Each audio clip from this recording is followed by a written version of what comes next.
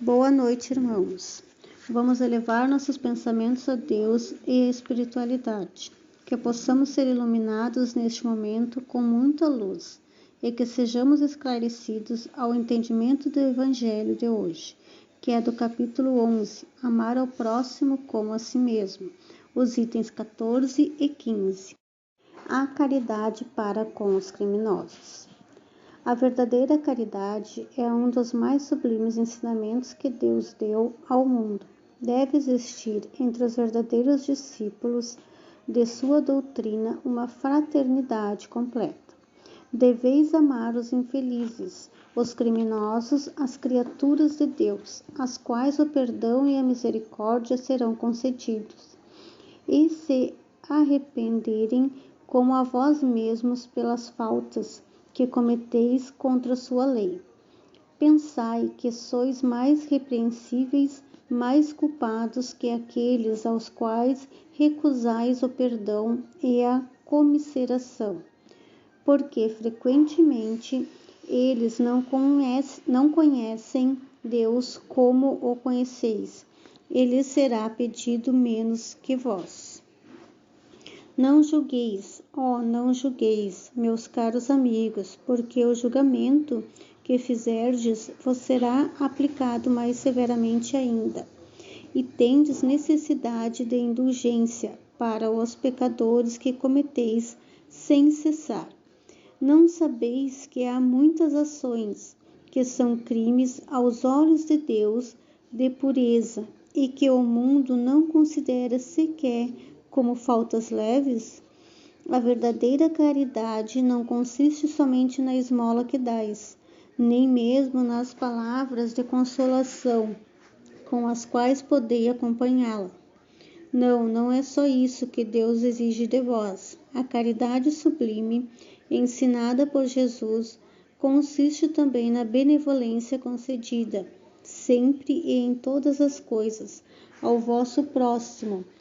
Podeis ainda exercitar essa sublime virtude sobre muitos seres que não precisam de esmolas e que palavras de amor, de consolação e de encorajamento conduzirão ao Senhor.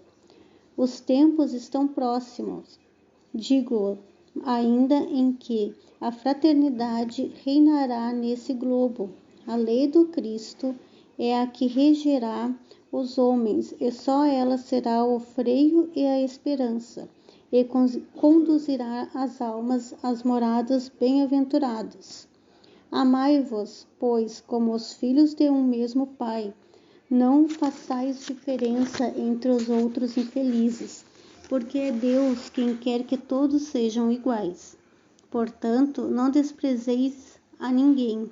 Deus permite que grandes criminosos estejam entre vós, a fim de que vos sirvam de ensinamento. Logo, quando os homens forem conduzidos a verdadeiras leis de Deus, não haverá mais necessidade desses ensinamentos, e todos os espíritos impuros e revoltados serão dispersados nos mundos inferiores, de acordo com as suas tendências. Deveis àqueles de quem falo socorro de vossas preces. É a verdadeira caridade. Não é preciso dizer de um criminoso: é um miserável, é preciso expurgá-lo da terra. A morte que se lhe inflige é muito suave para um ser dessa espécie.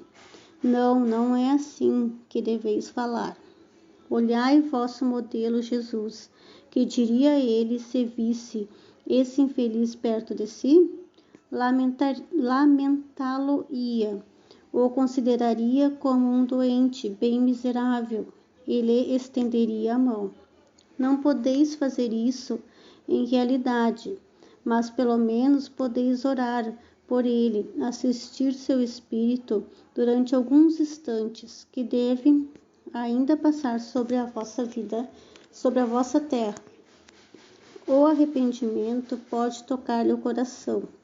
Se orardes com fé, ele é vosso próximo, como o melhor dentre os homens. Sua alma transviada e revoltada foi criada como a vossa, para se aperfeiçoar. Ajudai-o, pois, a sair do lamaçal e orai por ele. Elizabeth de França, Havre, 1862. Um homem está em perigo de morte. Para salvá-lo é preciso expor a vida, mas sabe-se que esse homem é infeliz e que, se ele escapar, poderá cometer novos crimes. Deve-se, malgrado isso, expor-se para salvá-lo? Esta é uma questão muito grave e que pode se apresentar naturalmente ao espírito. Responderei segundo o meu adiantamento moral, uma vez que se trata de saber e se deve expor a própria vida por um malfeitor. O devotamento é cego, socorre-se o inimigo, deve-se socorrer o inimigo da sociedade, numa palavra, um malfeitor. Credes que é somente a morte que vai se arrancar esse infeliz? É talvez toda a sua vida passada, porque pensai nisso nesses rápidos instantes que lhe arrebatam os últimos minutos da vida. O homem perdido volve sobre sua vida passada, ou antes ela se ergue diante dele. A morte talvez chegue muito cedo para ele, e a reencarnação poderá ser terrível. Lançai-vos, pois, homens, vós a quem a ciência espírita esclareceu, lançai-vos, arrancai a sua condenação. E então talvez esse homem que morreria vos insultando se atirará em vossos braços. Todavia, não é preciso perguntar-vos se o faria ou não, mas ide em seu socorro, porque salvando obedeceis a esta voz do coração, que vos digo, podeis salvá-lo, salva-o. Lamennais, Paris, 1862. A caridade para com os criminosos. Muitas vezes nos parece difícil agir em favor de alguém que cometeu um mal ao outro, cometeu um crime, mas Jesus nos ensinou a amar o próximo como a si mesmo. Julgar o outro pelo seu erro, muitas vezes terrível, não nos torna menos errantes dos nossos erros, que julgamos de menor valia. Que ao nos depararmos com uma situação dessas menos aprazível, saibamos não julgar, e sim, através de nossas preces, auxiliarmos este irmão que possamos, que ele possa, através dos arrependimentos dele, encontrar a luz, se disseminar dessa vida de sofrimento, tanto para ele quanto para quem ele fez mal. Diante de todo mal, toda angústia, sejamos a mão que acolhe, que dá conselho.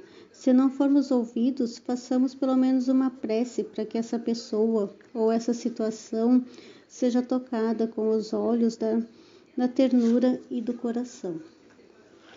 Neste momento, vamos elevar nossos pensamentos ao Pai Maior. Que as águas que estão em nossos lares sejam fluidificadas, que nelas sejam colocadas o remédio que cada um necessita conforme o seu merecimento. Pedimos também pela paz no mundo, que todos aqueles que se encontrarem com algum problema, seja físico ou espiritual,